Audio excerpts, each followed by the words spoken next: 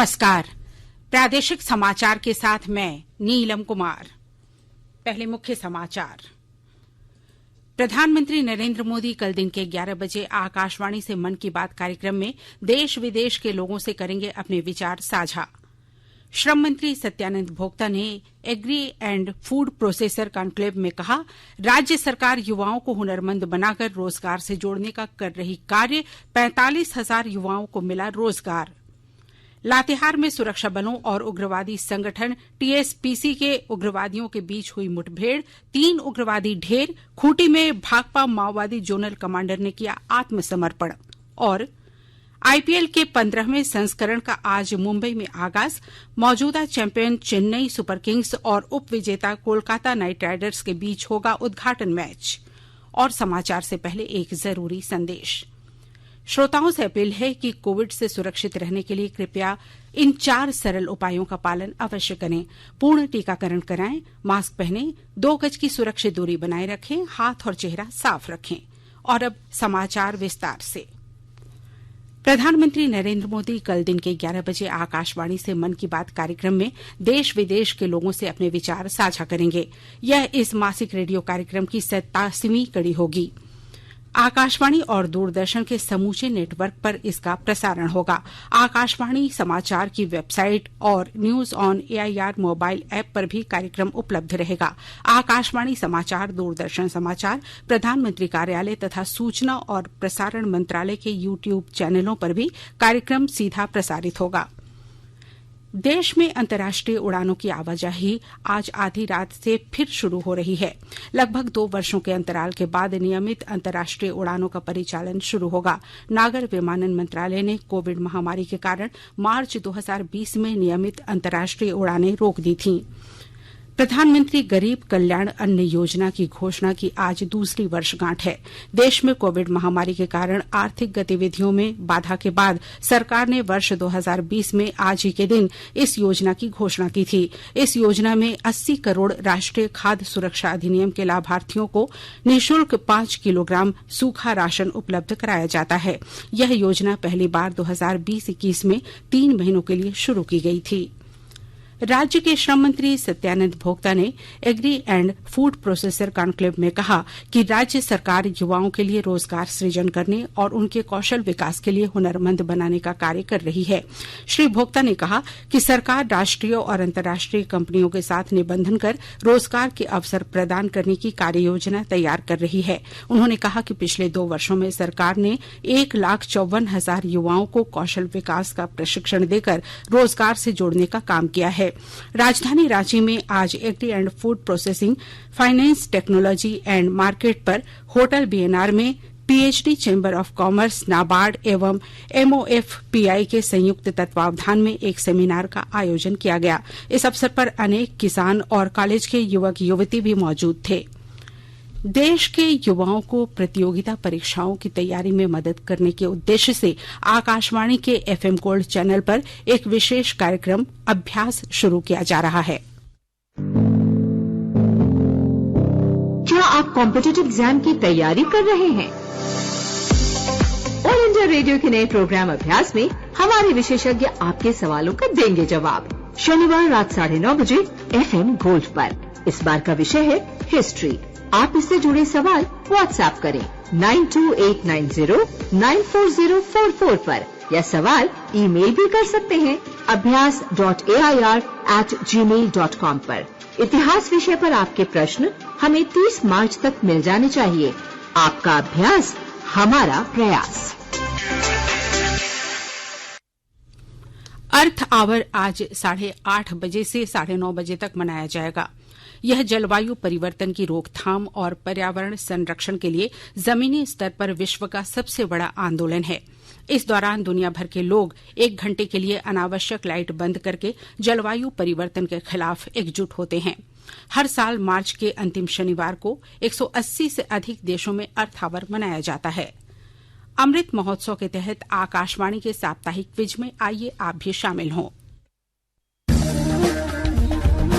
आजादी के 75 वर्षों का पर्व अमृत महोत्सव प्रत्येक बुधवार शाम 7 बजे प्रसारित होने वाले प्रादेशिक समाचार के दौरान पूछे गए प्रश्न का सही उत्तर देने वाले एक प्रतिभागी इनाम का हकदार होगा। इसके लिए सुनते रहें आकाशवाणी रांची का प्रसारण। राष्ट्रव्यापी टीकाकरण के तहत देश में अब तक 182 करोड़ 87 लाख से अधिक कोविड रोधी टीके लगाए जा चुके हैं। 12 से 14 वर्ष आयु वर्ग के 1 करोड़ 5 लाख से अधिक बच्चों को अब तक कोविड रोधी टीके की पहली डोज लग चुकी है। स्वास्थ्य मंत्री मनसुख मांडविया ने इन बाल योद्धाओं को प्रतिरोधी टीका लेने पर बधाई दी। स्वास्थ्य मंत्रालय ने कहा है कि पिछले 24 घंटों में 29 लाख से अधिक टीके लगाए गए। स्वस्थ होने की दर 98.75% है। इधर झारखंड में कोरोना की रफ्तार धीमी पड़ गई है। राज्य में सक्रिय मामलों की संख्या घटकर 76 पहुंच गई है और 3 करोड़ 80 लाख से अधिक लोगों को कोविड रोधी टीके की डोज दी जा चुकी है। आकाशवाणी के ताजा तरीन समाचारों के लिए आप हमारी वेबसाइट newsonair.com पर लॉग ऑन कर सकते हैं। ताजा समाचार Twitter handle @AIR news alerts और Facebook page All India Radio news पर भी उपलब्ध है। आप प्रादेशिक समाचार एकांश के Twitter handle @AIR news _Ranchi और फेसबुक, इंस्टाग्राम पेज तथा YouTube channel AIR news Ranchi पर भी हमारे बुलेटिन सुन सकते हैं। प्रादेशिक समाचार आप आकाशवाणी रांची से सुन रहे हैं और अब पेश है कोरोना से बचाव के कुछ संदेश। चलो मिलकर एक शुरुआत करें, चलो एक फैसला आज करें, मास्क नहीं तो टोकेंगे, कोरोना को रोकेंगे, चलो एक वादा करते हैं, चलो कुछ वादा करते हैं, मास्क नहीं तो टोकेंगे, कोरोना को रोकेंगे। भारत सरकार द्वारा जनहित में जारी। कोविड-19 से बचाव और सुरक्षित रहने के 3 उपाय। मास्क लगाएं, 2 गज दूरी है जरूरी, सुरक्षित दूरी रखें, हाथ और मुंह साफ रखें। प्रादेशिक समाचार में आपका एक बार फिर से स्वागत है। लातेहार थाना क्षेत्र के पोचरा पंचायत के कौवा खाड़ गांव में आज दोपहर सुरक्षा बलों और उग्रवादी संगठन तृतीय सम्मेलन प्रस्तुति कमेटी TSPC के उग्रवादियों के बीच हुई मुठभेड़ में 3 उग्रवादी मारे गए हैं। जिला पुलिस ने सभी मारे गए उग्रवादियों के शवों को बरामद कर लिया है। हालांकि पुलिस ने अभी इस मुठभेड़ की आधिकारिक पुष्टि नहीं की है। इस मुठभेड़ में जोनल कमांडर जितेंद्र उर्फ मांझी गोली लगने से घायल हुआ है। सुरक्षा बलों ने घायल उग्रवादी को भी गिरफ्तार कर लिया है। पुलिस अधीक्षक अंजनी अंजन को मिली गुप्त सूचना के आधार पर झारखंड पुलिस, झारखंड जगुआर और CRPF की संयुक्त टीम ने छापामारी करते हुए TSPC के उग्रवादियों को मुठभेड़ में मार गिराया। इलाके में पुलिस का सर्च अभियान जारी है। इधर केंद्र और राज्य सरकार की आत्मसमर्पण नीति से प्रभावित होकर भाकपा माओवादी के एरिया कमांडर विमल लोहरा उर्फ बिरसा पाहन उर्फ कोका ने आज खूंटी पुलिस के सामने आत्मसमर्पण किया।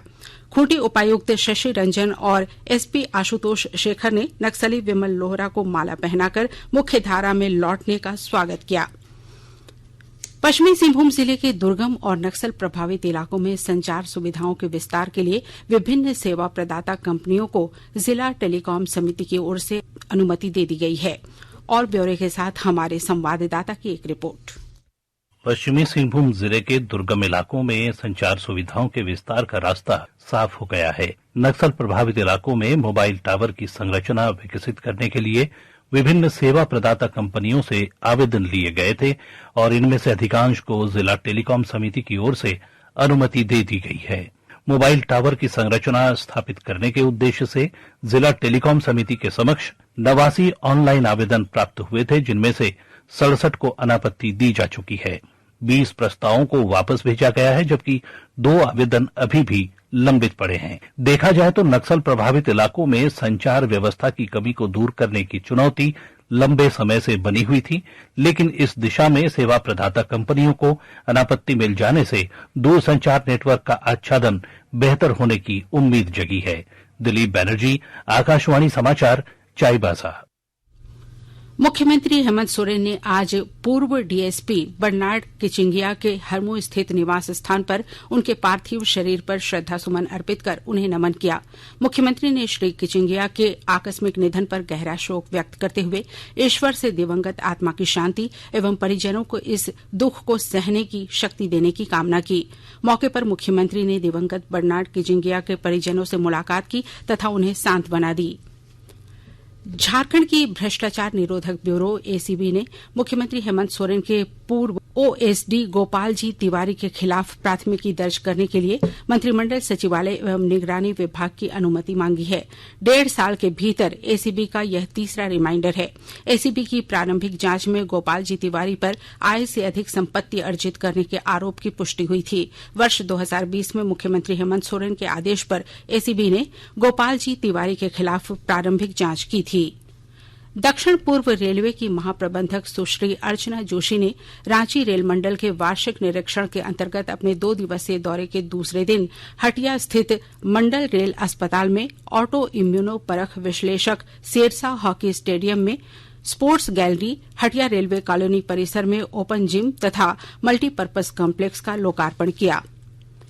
भारत ने सैफ अंडर 18 महिला फुटबॉल चैंपियनशिप जीत ली है।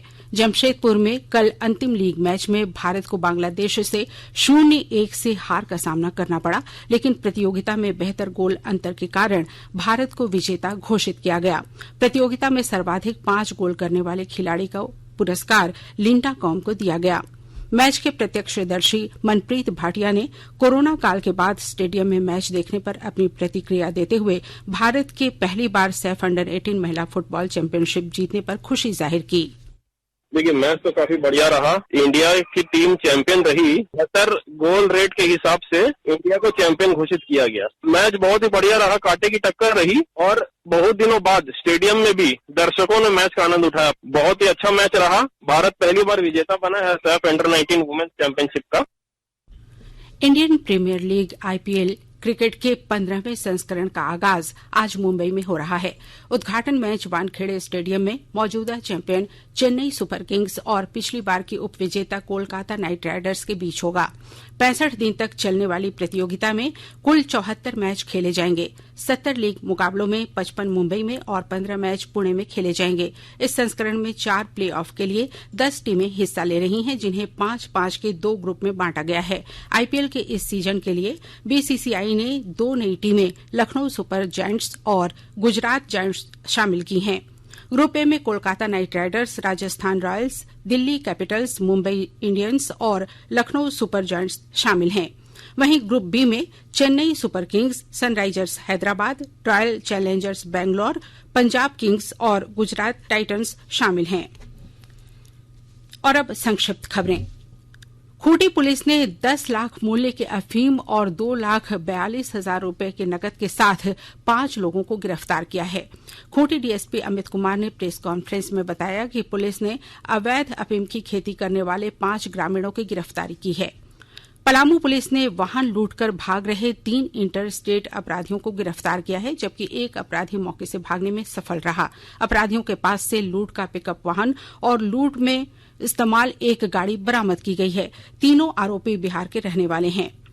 गुमला के उपायुक्त सुशांत गौरव की अध्यक्षता में आज हुई जिला स्थापना समिति की बैठक में सामान्य अनुकंपा के 27 मामलों में से 23 मामलों पर स्वीकृति दी गई। प्रधानमंत्री नरेंद्र मोदी की महत्वाकांक्षी नल से जल अभियान का गिरिडीह जिले में प्रभावी क्रियान्वयन हो रहा है। गिरिडीह के उपायुक्त नमन प्रियेश लकड़ा ने बताया कि अभी 52,000 घरों तक नल से जल पहुंच रहा है। और अब अंत में मुख्य समाचार एक बार फिर। प्रधानमंत्री नरेंद्र मोदी कल दिन के 11 बजे आकाशवाणी से मन की बात कार्यक्रम में देश विदेश के लोगों से करेंगे अपने विचार साझा। श्रम मंत्री सत्यानंद भोक्ता ने agri and food processor conclave में कहा, राज्य सरकार युवाओं को हुनरमंद बनाकर रोजगार से जोड़ने का कर रही कार्य। 45,000 युवाओं को मिला रोजगार। लातेहार में सुरक्षा बलों और उग्रवादी संगठन टीएसपीसी के उग्रवादियों के बीच हुई मुठभेड़, 3 उग्रवादी ढेर। खूंटी में भाकपा माओवादी जोनल कमांडर ने किया आत्मसमर्पण। और आईपीएल के 15वें संस्करण का आज मुंबई में आगाज। मौजूदा चैंपियन चेन्नई सुपर किंग्स और उपविजेता कोलकाता नाइट राइडर्स के बीच होगा उद्घाटन मैच। इसके साथ ही आकाशवाणी रांची से प्रादेशिक समाचार का ये बुलेटिन समाप्त हुआ। नमस्कार।